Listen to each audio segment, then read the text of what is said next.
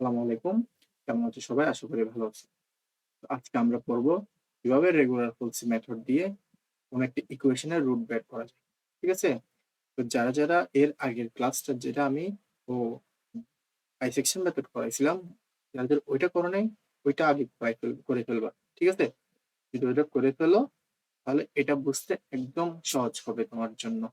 তো ওইটা আমি লিংক ডেসক্রিপশন বক্সে দিয়ে দিচ্ছি। ওখান থেকে দেখে ফেলো।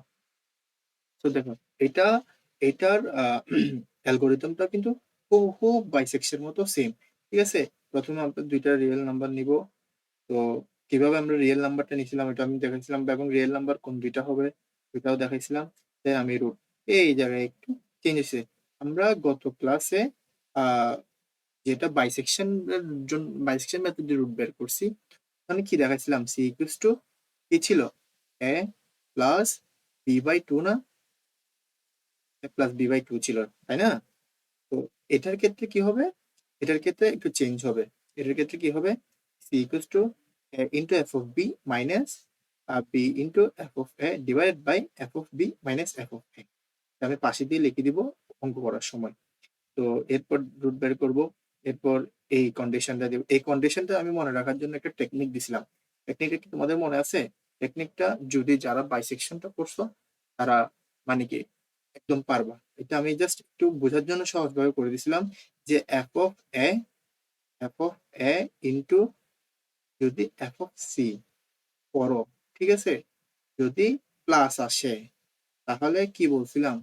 এ ইকুয়ালস টু সি ধরতে বলছিলাম, তাই না?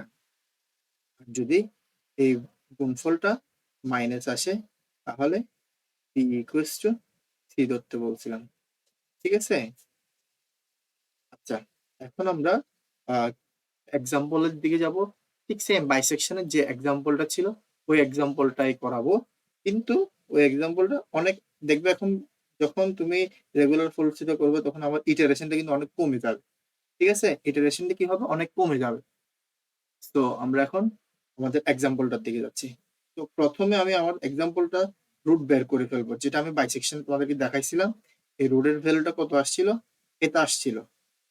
তো আমরা এটা কি ধরে নিয়েছিলাম? আমরা এটা ধরে নিয়েছিলাম 0.61, তাই না? তো এখান থেকে ছোট যেটা এটা হচ্ছে 0, এবং 0.61 এর বড় যে পূর্ণ সংখ্যাটা হবে এটা কি 1, তাই না?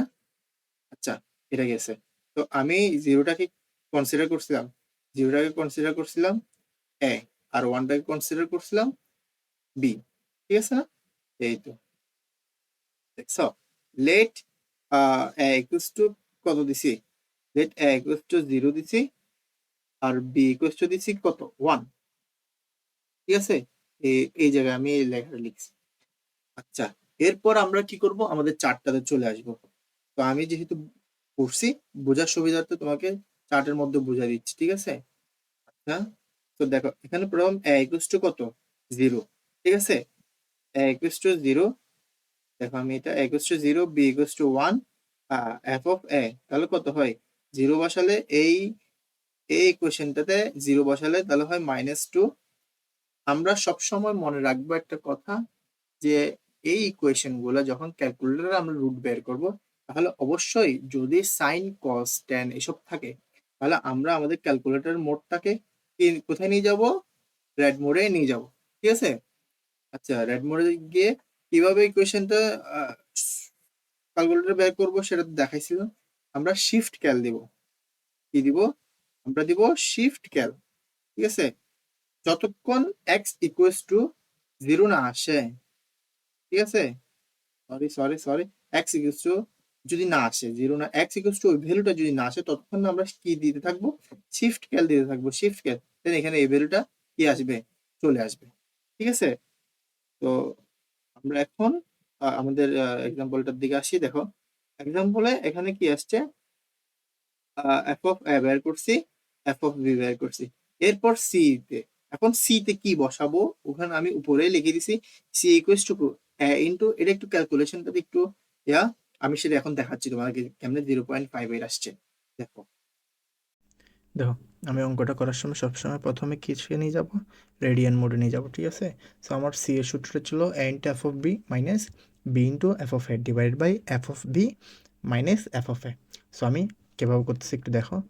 দেখো প্রথমে A into F of B, A into F of B এর ভ্যালু কত ছিল 1.46, ঠিক আছে তাই না, মাইনাস বি, বি এর ভ্যালু কত ছিল 1 into F of A, F of A এর ভ্যালু কত -2 দিলাম, divide by F of B মান কত 1.1.46, হ্যাঁ, মাইনাস এফ অফ এর ভ্যালু কত -2, দেখো কত আসছে 0.578। সো আমি ধরছি 0.58, এই তো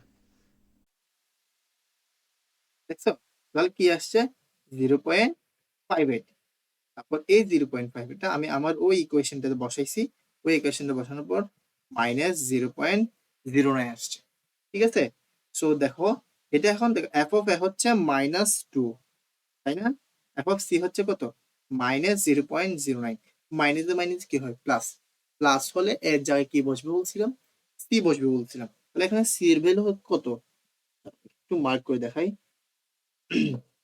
দেখো এখানে এখন সি এর ভ্যালু হচ্ছে 0.58, তাহলে ওইটা কখন কোথায় চলে যাবে, এর ভ্যালুতে চলে যাবে, দেখছি এর ভ্যালুতে আমি 0.58 বসাইছি, বি এর ভ্যালু সেম থাকবে, ঠিক সেম আবার এফ অফ এ বের করবা 0.58 বসাই, এফ অফ বি বের করবা, আর দেন সি আবার ক্যালকুলেশন করবা, সি ক্যালকুলেশন করার পর এফ অফ সি বের করবা, এফ অফ সি বের করার পর আবার দেখবা এফ অফ এখানে কত আছে দেখো মাইনাস, এখানে কি আছে মাইনাস, তাহলে মাইনাসে মাইনাসে কি হয় প্লাস হয়, আর যদি প্লাস হয় তাহলে এর জায়গায় কি বসবে সি বসবে। দেখো আবার সি এর ভ্যালু কত আসছিল 0.60, দেখছো আবার এর ভ্যালু 0.60 আমি বসাইছি, বসানোর পর আবার বির ভ্যালু সেম থাকবে, এই মানটা আবার বের করবো, বসাই এর 0.60 বসাই এফ অফ বের করবো, এফ অফ বি দেন 0.61 এটা বের করবো সি, দেন এটা বসাই আবার এফ অফ সি বের করবো, আবার দেখো F of A into F of C, দেখো এখন এফ অফ এ তে -0.03 আছে আর এফ অফ সি তে আছে প্লাস, তাহলে প্লাস মাইনাসে মাইনাস, তাহলে মাইনাস হলে বলছিলাম বি এর জায়গায় সি বসবে, ঠিক আছে। তো দেখো এখন দেখো এর ভ্যালু কিন্তু আমি এখন চেঞ্জ করি নাই, দেখছো এই জায়গায় দেখো এর ভ্যালু কিন্তু আমি চেঞ্জ করি নাই, কিন্তু বি এর ভ্যালু এখন চেঞ্জ হচ্ছে, কারণ এটা মাইনাস আসছে, মাইনাস আসলে আমি বি এর ভ্যালু বলছিলাম সিটা, দেখছো এখন সি ছিল কি 0.61 ছিল না, এই 0.61টা আমি এখন সি এর ভ্যালু বি এর ভ্যালুতে বসাইছি, এরপর আবার এফ অফ এ বের করবো, then F of B, then C এর ভ্যালু বের করবো, দেন এফ অফ সি। এখন একটা জিনিস খেয়াল করো, আমি বলছিলাম না রুট কোনটা হবে, যতক্ষণ না সি এর ভ্যালুটা ডাবল না আসে, দেখতেছো তুমি ডাবল আসছে দ্যাট মিনস ওইটাই তোমার রুট, তাই না, বলছিলাম না এটা হচ্ছে দেখছো 0.61 থেকে আসছে, ডাবল চলে আসছে, দ্যাট মিনস আমাদের রুটটা কি হবে, আমাদের রুটটা হবে 0.61,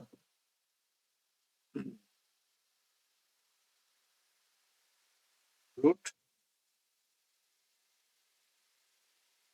0.61, যেটা আমি আমার ক্যালকুলেটরে কিন্তু আমি আগে বের করে রাখছিলাম, দেখো 0.61, এই ছিল আজকের ভিডিও।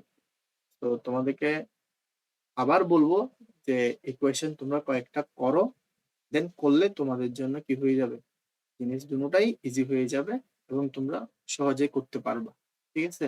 আর প্র্যাকটিস করবা, ম্যাথ সবসময় আমি বলি প্র্যাকটিস করবা, প্র্যাকটিস না করলে তুমি ভুলে যাবাই অথবা তুমি বুঝতে অসুবিধা হবে, ঠিক আছে।